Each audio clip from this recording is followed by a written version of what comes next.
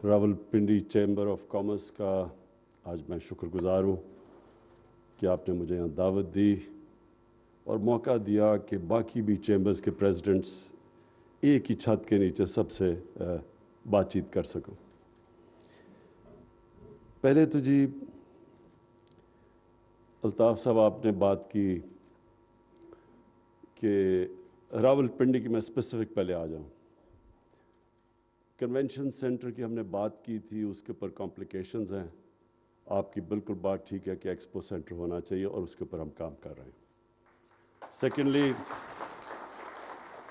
Ring road अभी तक काफ़ी आगे तक पहुंच चुका होता लेकिन बदकिस्मती से हमें पता चला कि उसमें, अब मैं क्या कहूं, कि जो वो बन रहा था उसके अंदर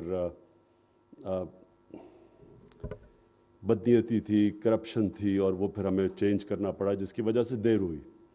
लेकिन ये भी मैं आपको कहूं कि मैंने इसकी मीटिंग ली है लास्ट, तो ये बिल्कुल उस स्टेजेस पे, फाइनल स्टेजेस पे पहुंच चुका है। अलाइनमेंट इसकी जो गलत कर दी गई थी वेस्टेड इंटरेस्ट को उनको फ़ायदा पहुंचाने के लिए, वो हमने चेंज कर दिया। और ये बिल्कुल आपका पॉइंट ठीक है कि वहाँ उसके साथ हम इंडस्ट्रियल जोन्स और क्योंकि यहाँ बड़ी कमी है, ज़मीन बहुत महंगी है। और ये भी मैं आपको कहूँ कि हमने ये भी फैसला किया बहुत पहले से, रज़ाक दाऊद और हमने, कि इतनी ज़्यादा जब एक तो ज़मीन महंगी होती है इंडस्ट्री लगाने के लिए, दूसरा मसला ये होता है कि वहाँ स्पेकुलेशन शुरू हो जाती है, तो वो बजाय इंडस्ट्री लगने के वो रियल एस्टेट का वेंचर बन जाता है। तो उसके ऊपर भी हमने फैसला किया कि हम लीज करेंगे ज़मीन, ताकि बड़ी सस्ती दामों पे हम इंडस्ट्री को ज़मीन दें। फिर ये आपने बिल्कुल बात ठीक की, मैंने बहुत मीटिंग्स ली हैं। ये हमारी जो स्पेशल इकोनॉमिक जोन्स हैं, मैंने खुद उनकी मीटिंग्स ली और मुझे सारे जो मुख्तलिफ प्रॉब्लम्स उनके अंदर आते थे। सबसे पहले तो ये था कि जो यूटिलिटीज़ थी, जो आपने बात बिल्कुल ठीक की कि जो बाहर बांग्लादेश या जो हमारी कम्पीट कर रहे हैं इकॉनमीज़, वो अपनी इंडस्ट्रियल जोन को पूरी तरह, जब वो जोन के लिए जब कोई जाता है तो वो सारी फैसिलिटीज़ उनको प्रोवाइड करते हैं। तो हमारी बदकिस्मती से हम जब गवर्नमेंट आई तो हमने रियलाइज़ किया इंडस्ट्रियल जोन्स तो डिक्लेयर कर दिए, लेकिन कोई प्रोविज़न नहीं थी कि वहाँ बिजली कैसे पहुँचेगी, वहाँ जो भी पानी गैस वो कैसे पहुँचेगी। तो उसके लिए कोशिश भी हम पूरी कर रहे हैं ये सारी चीज़ें स्पीड अप करने के लिए। और मैं ये भी आपको आज आपकी तजवीज़ में मीटिंग्स तो लेता रहा हूँ, लेकिन जो हर हफ्ते मीटिंग लेनी थी वो आपका आइडिया अच्छा है, क्योंकि आप वो मुझे चेक करना चाहिए कि किधर तक पहुँची है। तो मैं इंशाल्लाह हर हफ्ते मीटिंग लिया करूँगा। अब आपने बात की मदीना की रियासत की, मैं ज़रा क्लियर करना चाहता हूँ मदीना की रियासत थी क्या, ताकि लोगों को ज़हन में क्लियर हो जाए। क्योंकि लोग अमूमन मदीना की रियासत सिर्फ मस्जिदों में जुमे की नमाज के अंदर सुनते हैं। मैं कोशिश ये कर रहा हूँ कि वो लोगों की ज़िंदगियों में आ जाए, क्योंकि मदीना की रियासत दुनिया की तारीख का सबसे बड़ा इनकलाब था।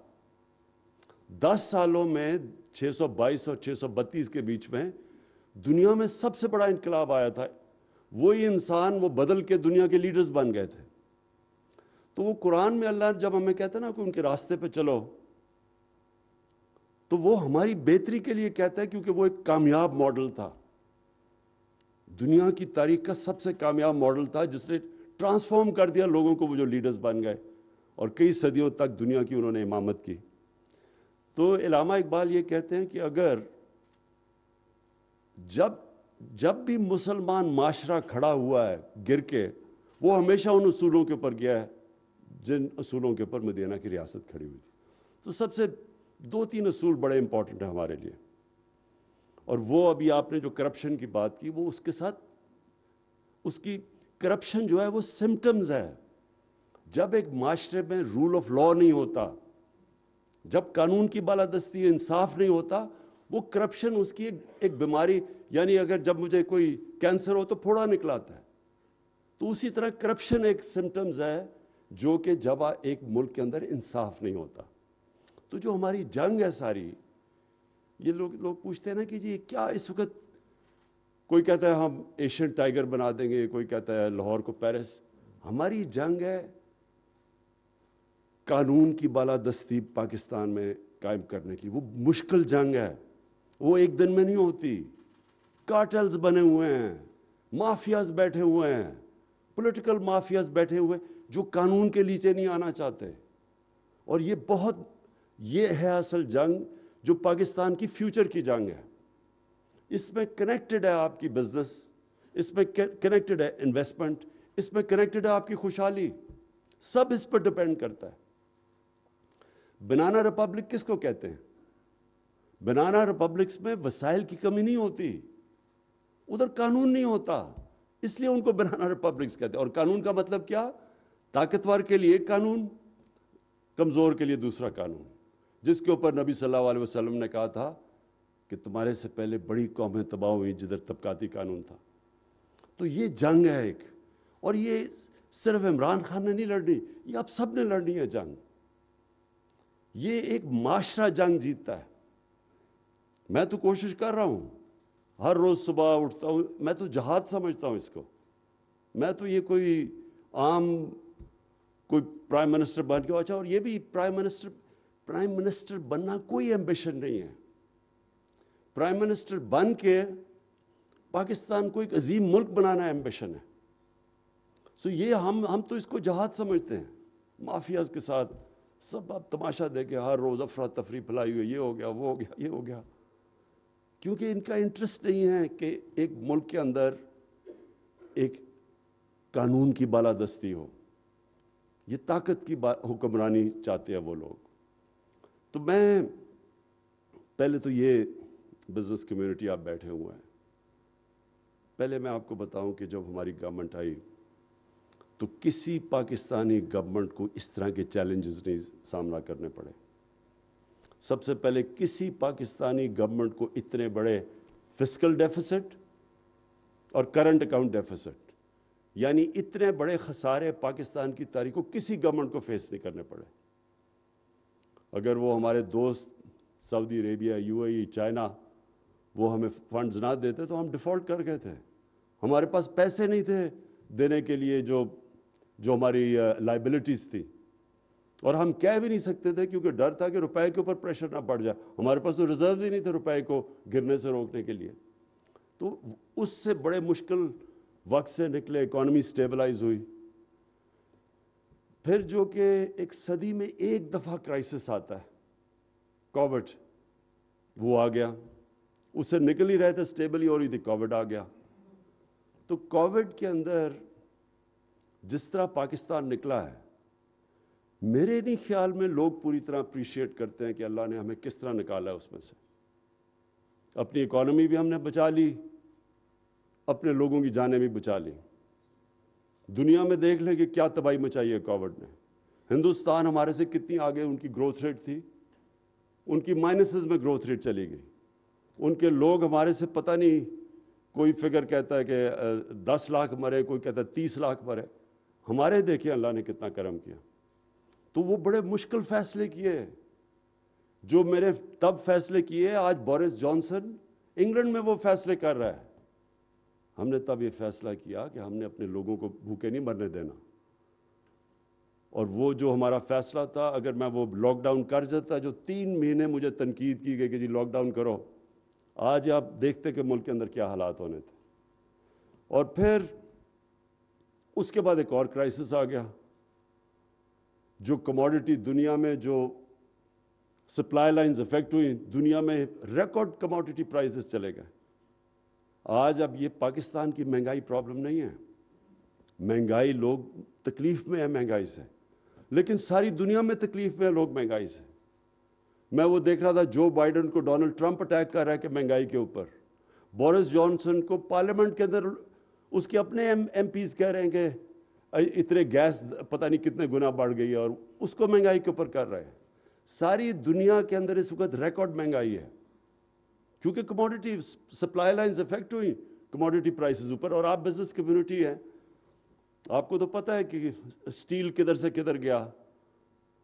कोयला की कीमत किधर से, गैस की कीमत किधर से किधर गई, जो इंपोर्ट करते हैं यहाँ हम पाम ऑयल, वो दुगने से भी ऊपर चला गया। तो वो हमें फिर उधर से निकल के इंपोर्टेड इन्फ्लेशन हमारे मुल्क में आई और लोग तकलीफ में हैं। लेकिन इसमें पाकिस्तान क्या कर सकता था? अभी भी पाकिस्तान सस्ता है। हमारी पेट्रोल और डीजल की कीमतें देखें, तेल की, और कंपेयर करें हिंदुस्तान से, बांग्लादेश से, हम सबसे सस्ता मुल्क यहाँ भी। मुश्किल वक्त था, चैलेंजेस आए और फिर अफगानिस्तान का चैलेंज आ गया। ये भी एक बहुत बड़ा शौक है। वहां से लोगों को अपनी करेंसी के ऊपर खौफ हो गया कि वो करेंसी गिर रही है, उन्होंने डॉलर पाकिस्तान से खरीदने शुरू कर दिए। यहां से डॉलर अफगानिस्तान जाना पड़ा, रुपए पे प्रेशर पड़ गया। तो ये एक ओवरऑल, मैं सिर्फ आपको समझा रहा हूं कि चैलेंजेस हमें कैसे फेस किए। लेकिन अल्लाह का शुक्र है, मैं सिर्फ आपको देना चाहता हूं स्टैटिस्टिक्स के। बड़ी सारा वक्त नेगेटिविटी आती रहती है, तो मैं सिर्फ आपको बताना चाहता हूं कि इस सब के बावजूद पाकिस्तान की जो एक्सपोर्ट्स, वो पाकिस्तान की तारीख में आप सब जानते हैं 31 अरब डॉलर, ये हमारी तारीख की सबसे ज़्यादा एक्सपोर्ट्स हैं। ये सारी चीज़ें जो पाकिस्तान में वेल्थ क्रिएट करती हैं, जिसकी वजह से ग्रोथ रेट बढ़ी है पाकिस्तान में। रेमिटेंसेस, पाकिस्तान की तारीख की सबसे ज़्यादा 32 अरब डॉलर पे रेमिटेंसेस आई। टैक्स रेवेन्यूज, मैं जब गवर्नमेंट में हमारी जब आई तो मेरी एम्बिशन थी, मैंने कहा पाकिस्तान में हम 8,000 अरब रुपया टैक्स इकट्ठा करेंगे। तो इस बारी रिकॉर्ड टैक्स कलेक्शन हुई है 6,000 अरब। 6,000 अरब से ऊपर हमारी टैक्स कलेक्शन है। और सिर्फ आप ये देखें कि एक साल में हमने 1,300 अरब रुपया इजाफी टैक्स इकट्ठा किया अपने टारगेट से।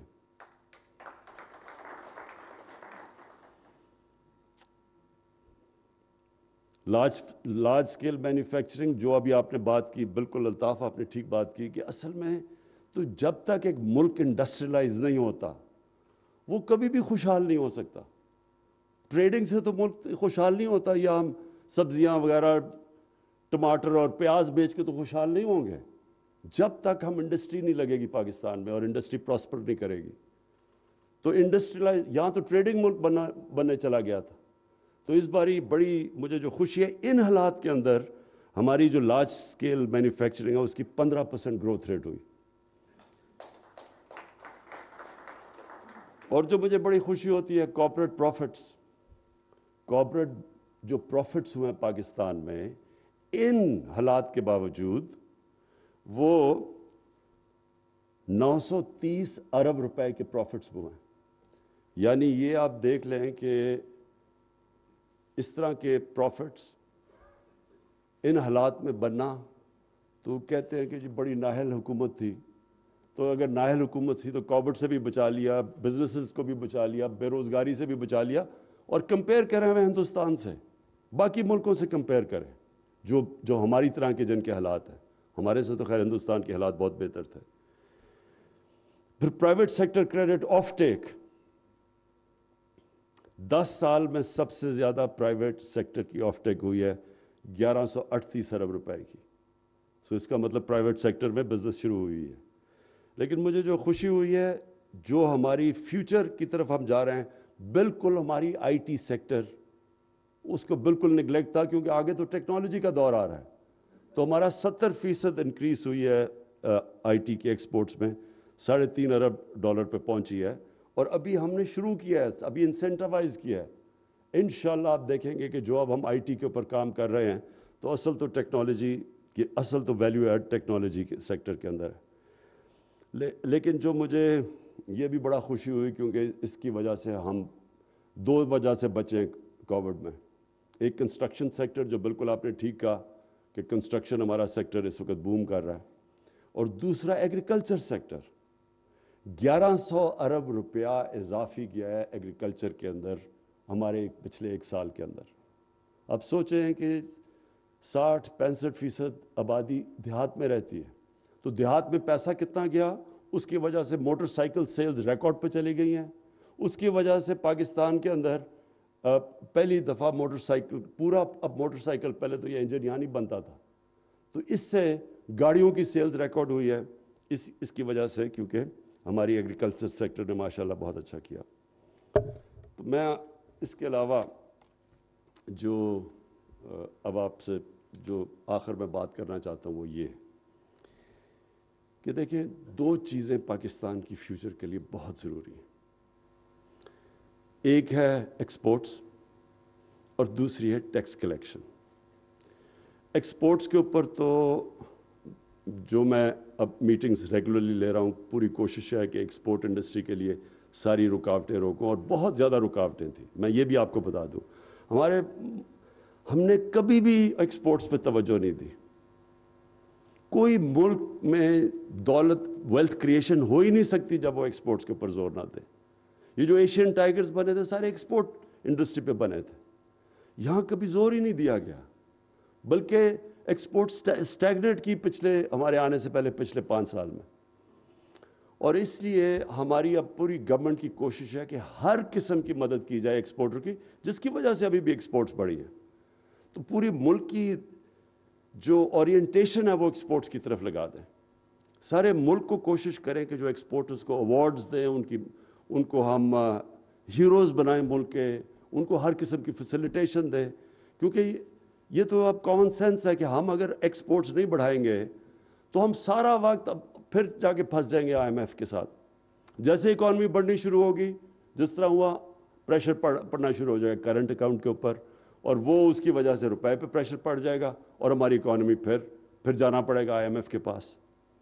تو ہم اس سے نکلنے کے لیے ایک پورا اپنی ایکسپورٹ انڈسٹری اور ساری کوشش اب کر رہے ہیں کہ ہمارا یہ آگے سے یہ باٹل نیک نہ آئے کرنٹ اکاؤنٹ کا. اور دوسرا ہے ٹیکس کلیکشن. دیکھیں، ٹیکس کلیکشن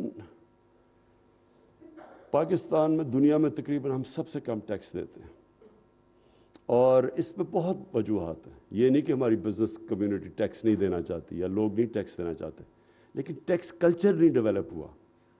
اس میں سب ہی شامل ہیں. ہماری FBR جس طرح وہ بنی ہوئی تھی، اس کو ٹرسٹ نہیں کرتے تھے، ٹرسٹ ڈیفیسٹ تھا. FBR کے اندر پرابلمز تھے، لوگ اس کو ٹرسٹ نہیں، ٹیکس نیٹ میں نہیں آنا چاہتے تھے. اور پھر بزنس کمیونٹی کو جب یہ ایک پتہ چل جائے کہ اچھا جی وہ فلانا ٹیکس نہیں دے رہا تو میں کیوں ٹیکس دوں، اس کی وجہ سے بھی نہیں ڈیولپ ہوتا.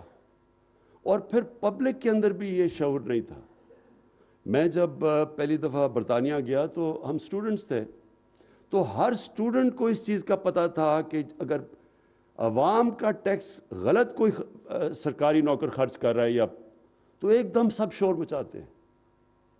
اور اس لیے ان کے جو حکمران ہیں وہ بڑا دیکھ بھال کے ٹیکس کا پیسہ خرچ کرتے تھے. تو اوور آل ٹیکس کلچر بنا ہوا تھا. لوگوں کو احساس تھا کہ میرے ٹیکس سے مجھے فائدہ ہوگا، اس لیے لوگ ٹیکس دیتے ہیں.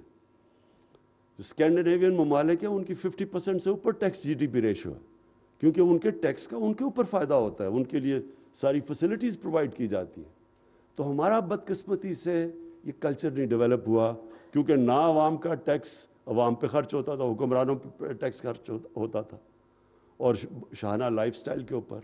اور دوسری چیز کہ لوگوں کو عادت پڑی ہوئی تھی کلونیل ٹائمز کے لیے کہ جب انگریز کو ٹیکس دینا بھی گناہ سمجھا جاتا تھا. تو لوگوں کو جب اپنی بھی حکومتیں آئیں تو لوگوں نے کبھی اس کے اوپر ٹیکس کا سوچا نہیں. تو اس کے لیے ہم پوری کوشش کر رہے ہیں ایک ٹیکس کلچر ڈیولپ کرنے کے لیے. پوری کوشش کر رہے ہیں کہ ہمارا جو بھی پیسہ ہو، جتنا بھی جیسے جیسے پیسہ ہے وہ نچلے طبقے کے اوپر خرچ ہو، عوام کی بہتری کے لیے ہو. اب یہ جو ہیلتھ کارڈ کی آپ نے بات کی، ہمارے سے بہت امیر ملکوں کے پاس بھی انہوں نے کبھی کوشش ہی نہیں کی یونیورسل ہیلتھ انشورنس کے اوپر.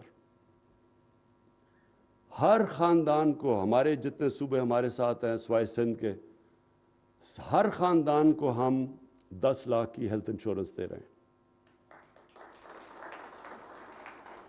یہ صرف ہیلتھ انشورنس نہیں ہے، یہ ہیلتھ سسٹم ہے. اس کا مطلب یہ ہے کہ ہمارے گورنمنٹ کے پاس تو پیسے نہیں کہ سارا ہم ہاسپٹلز کا جال بچھائے پاکستان میں، بلکہ ہمارا یہ حالات ہیں کہ جو گورنمنٹ ہاسپٹلز ہیں چھوٹے شہروں کے اندر، وہاں ڈاکٹرز ہی نہیں ملتے. डॉक्टर्स जाते ही नहीं हैं वहाँ, वो चल भी रहे हैं, हॉस्पिटल खाली भी पड़े हैं और लोग सारे शहरों पे आ जाते हैं और थोड़े से हॉस्पिटल पे सारा प्रेशर पड़ जाता है। तो ये जो हेल्थ कार्ड है, ये हेल्थ सिस्टम कैसे है? अब किसी भी गांव के अंदर लोगों के पास हेल्थ कार्ड होगा, और अगर अगर अगर वहां गवर्नमेंट हॉस्पिटल सही काम नहीं कर रहा तो कोई प्राइवेट हॉस्पिटल खुलेगा, लोग उधर चले जाएंगे, क्योंकि किसी भी हॉस्पिटल में हेल्थ कार्ड से जाके अपना इलाज करवा सकते हैं। ये सिर्फ गरीब लोग ही नहीं, ये सफ़ेद पोश लोग भी जो है, लोअर मिडिल क्लासेस भी हैं, जिनके अंदर कई दफ़ा एक झटका पड़ता है बीमारी का, सारा ख़ानदानी गुर्बत की लकीर के नीचे चला जाता है। अभी मुझे बड़ी खुशी हुई, मुझे मैसेज आई डॉक्टर्स हॉस्पिटल से कि पहला उन्होंने हेल्थ कार्ड के ऊपर हार्ट ट्रांसप्लांट किया गरीब आदमी का।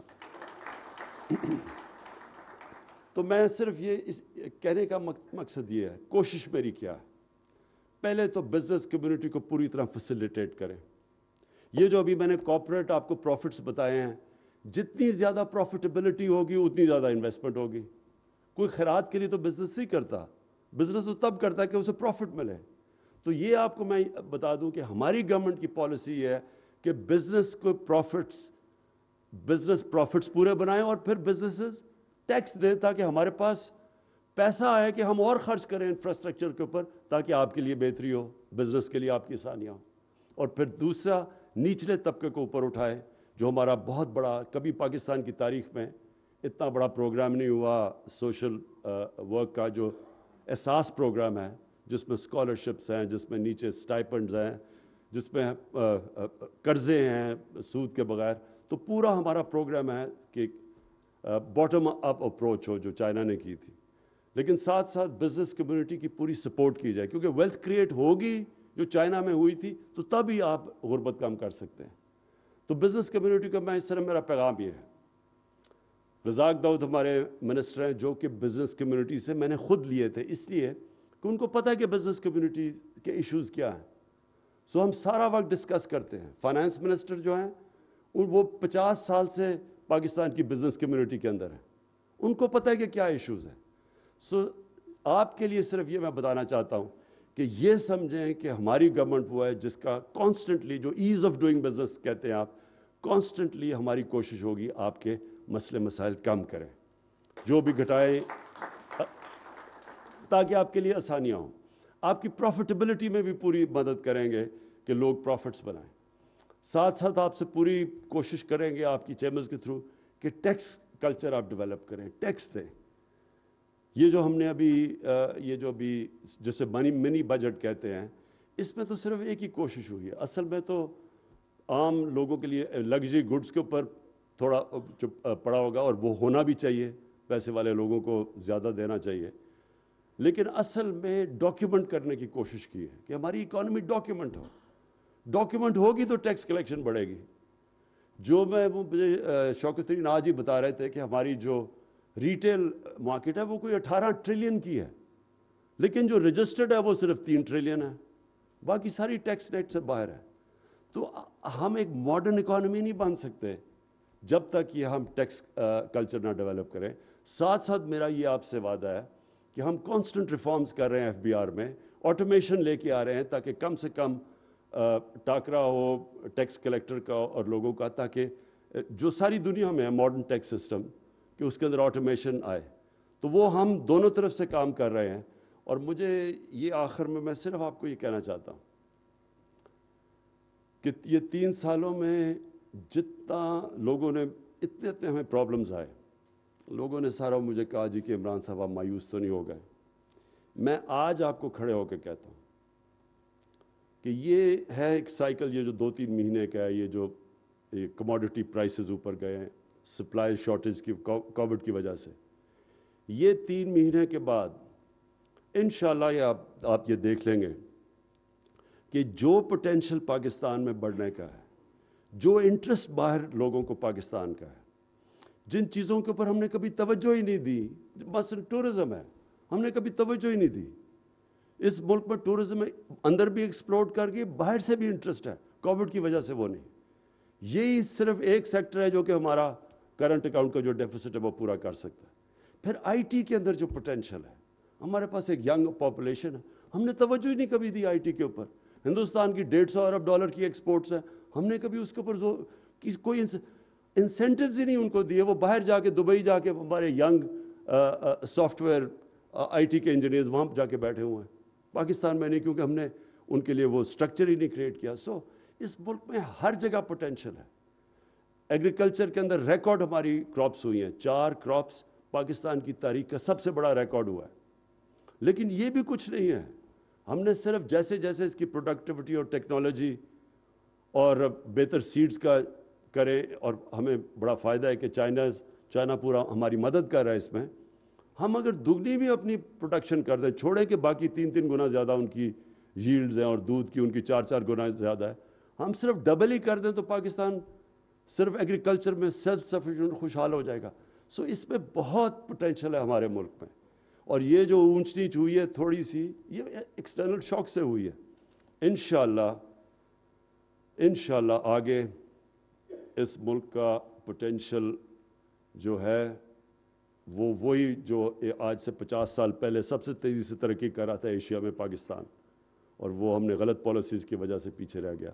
इंशाल्लाह आप देखेंगे कि ये वहीं से फिर से शुरू होगा और आपका बिजनेस कम्युनिटी का बहुत बड़ा हाथ होगा इस मुल्क को एक अजीम मुल्क बनाने में। शुक्रिया।